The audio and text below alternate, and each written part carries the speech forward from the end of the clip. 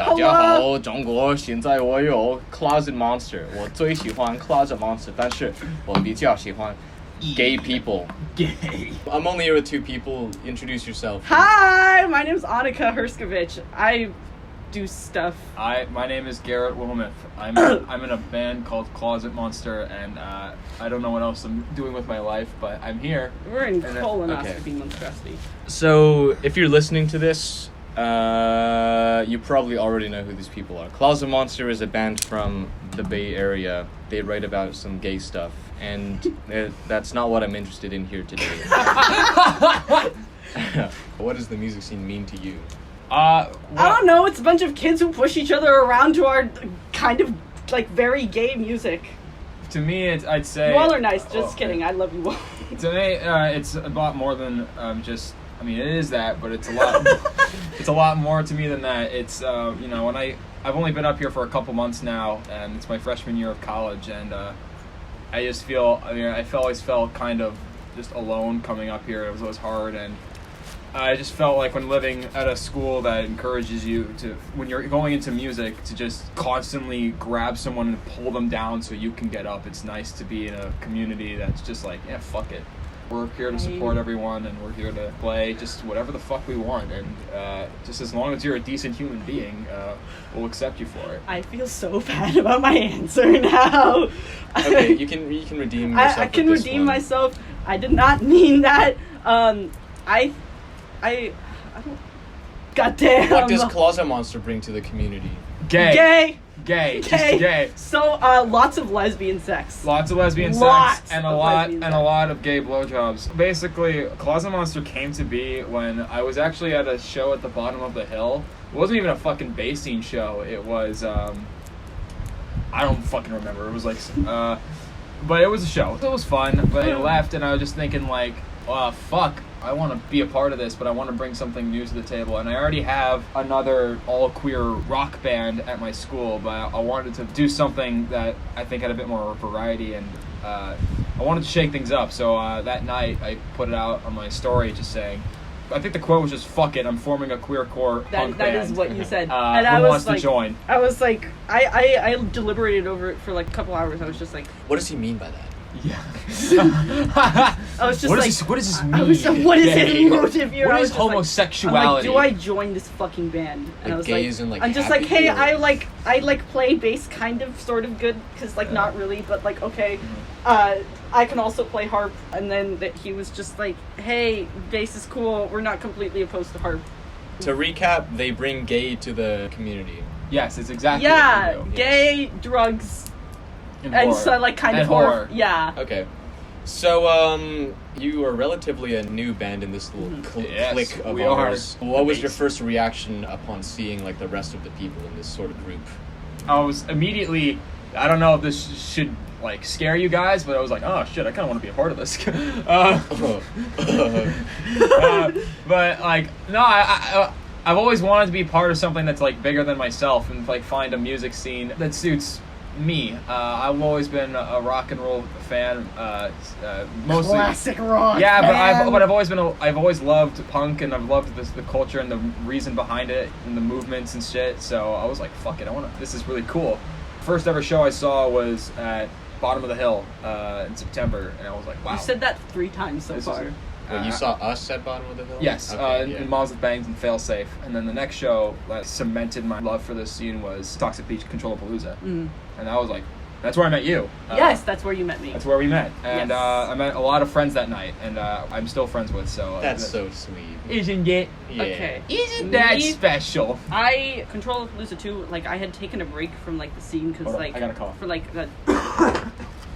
like a couple years, because I was just like, what the fuck? It was kind of like, I don't know, scene can get a lot sometimes. I don't know what I mean by that, but I was just like, I'm gonna take a break so I can focus on like school and stuff, and that's what I did. And then like Control-A-Palooza 2 happened, and my friends invited me. I'm like, okay, let me do it again. And so, have you been watching shows here for a long time? Yeah, I just like, I don't know, I started meeting people and doing things, and then Garrett's story posts, and I was just like, okay, let's do it again! Do you have any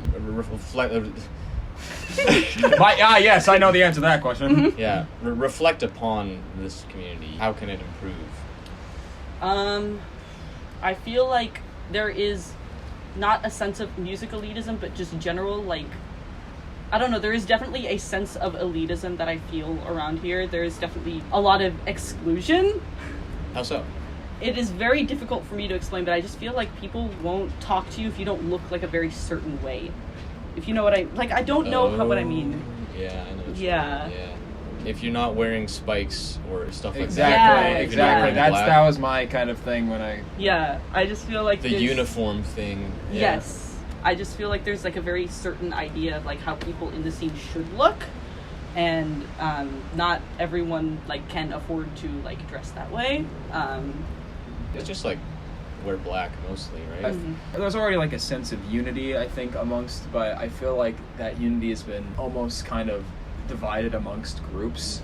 I feel like there is some misogyny that people don't want to address a lot. No, yeah, I feel like there is. I have experienced it a lot personally. I do get touched on sometimes without my consent in the pit. People, like, I've seen people grab people's boobs before and just be like, oh, it was a mistake, but I'm like, dude, I saw you do this to 7 other girls. No. Yeah, I think that's another thing. Just people just gotta, like, if they see that shit happen, just fucking stand up and, like, say something about Yes, it. that's another thing. I feel like people don't speak out enough about it more because it's their friends that do it.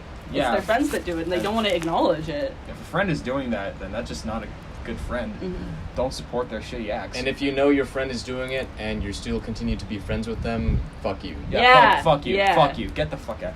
Especially if you defend them or blame your victim afterwards. And don't get me wrong, I mean, there's still some great things about this. There's some amazing people in the scene. I mean, genuinely, like, thank you to Ahmed all of from Ahmed, you, Codiz, Ahmed, everyone, Moms with Bangs, Van Gozier.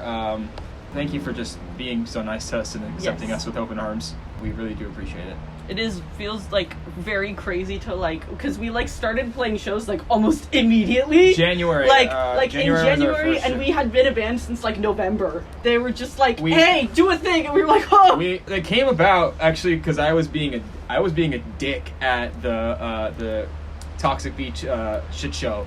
The one then became the Third and Army one. I was being a dick. Oh, that one. That was when we were fucking Slash Fiction. No. And I was handing out, like, little flyers, like, saying in between. Garrett, sets. every time I tell you, don't be that guy. I know, and I regret it. But one of the people that happened to be was Zoe from Little Misfortunes. So big thank Zoe, if you're listening to this. You're probably not, but I hope you are. 20 people. Thank you so much. She gave us, like, she said, we have a generator and we have this plan for the secret. You want to do it? We didn't even have, Mona wasn't even fucking on board yet. Mona was not. We didn't have a drummer. We didn't get Mona until, like, I think mid my winter break. I was fucking back home. Literally the minute I got back to San Francisco from winter break, we're like, all right, we're rehearsing because we only have 5 fucking days. Yeah. I wanted to address the little uniform thing as well. I wear black all the time. Maybe look at me. Yeah, I and it can, fits, yeah. I can pass. You can definitely in pass. in the scene, but I like color. I'm a literal rainbow right now. I just think it's kind of boring if everyone looks like they did in the fucking 80s. Punk is like 40 years old at this point, Goddamn, you know? yeah. And like if you dress the same as you did back in the day, I feel like it's not outrageous to dress like this anymore, you know what I'm saying? It's definitely not like you can't wear this to work, really, but still.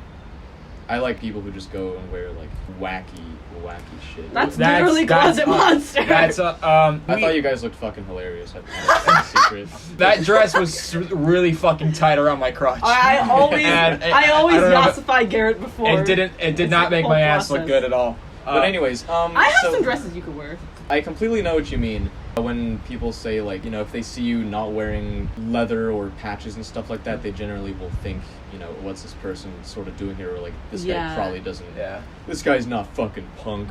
From day one, from when we first, like, met, we're like, we're not dressing like, we need to go over the top. We need to make a fucking statement. Yeah, that is good. If you're thinking of something new, that's always good. One of my last questions, right. Why should I care about anything you say? You shouldn't. We shouldn't. We're two fucking assholes just talking our ass. I don't know, because, I don't know, you don't have to. No, because we're gay. Shut up. I haven't been able to speak half this time, you fucking idiot. I don't know. You hate women or something? I hate gay people. Okay. I'm dying.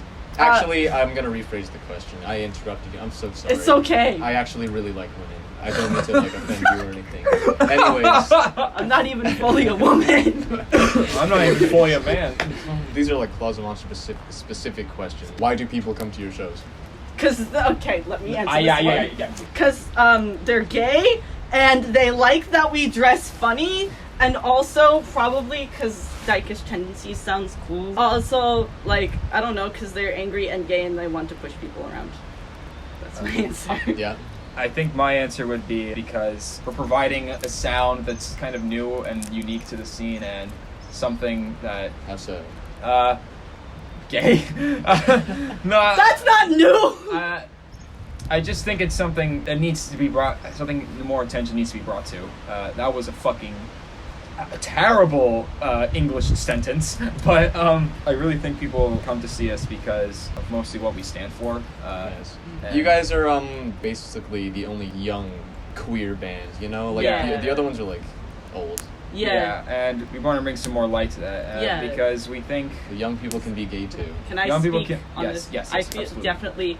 I think it is important that we have like younger queer representation. I know like a lot of like the argument for like homophobic parents is just like, oh, isn't it too young for like kids to be learning about this gay No. stuff? But like it's also like important that they need to like recognize their identity as they grow up as well, and just like notice that, hey, there are not old gay people and younger gay people exist. I think a lot of the times we malign the oppression that queer people go through, and we want to give a voice saying it's okay to be angry, it's okay to be upset with these because you Yes. fucking should be. Yeah, And- there's pretty good reasons too. Yeah. Yes, and also there is not just like gay and straight. I think all of us are like a different All sexuality. of us are. Mona is trans and bi. Trans and bi, or lesbian. I am a demigirl and pansexual.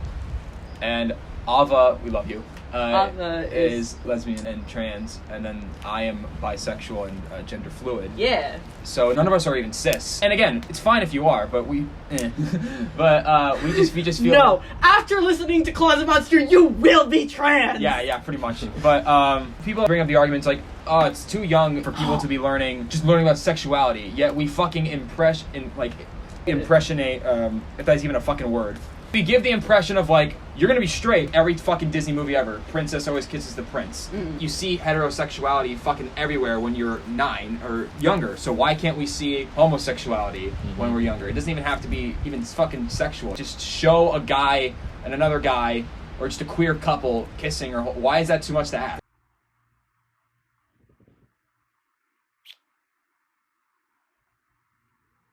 I love abortion! We don't support the pro-choice. We support just getting an abortion. We're not pro-choice, we are pro-abortion. Pro-abortion. Like, we want babies to be aborted more. It's awesome.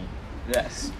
All right. Give it a shot. I love What was abortion. I asking? What's Closet Monster's 5-year plan? Our 5-year plan is get bitches, get gay, take over America, take over the world. Mozart's gonna come down from heaven and be like, yo, fucking collab. Metallica's gonna open for us at the fucking Chase Center. Bach's gonna be like, holy shit! And it's gonna be like a whole thing. 5 years? 5 All years right. from now. 2027, we'll see it. Say your catchphrase. We're Closet Monster, we're the gayest band you'll ever see. Then nothing happened before this. Nothing.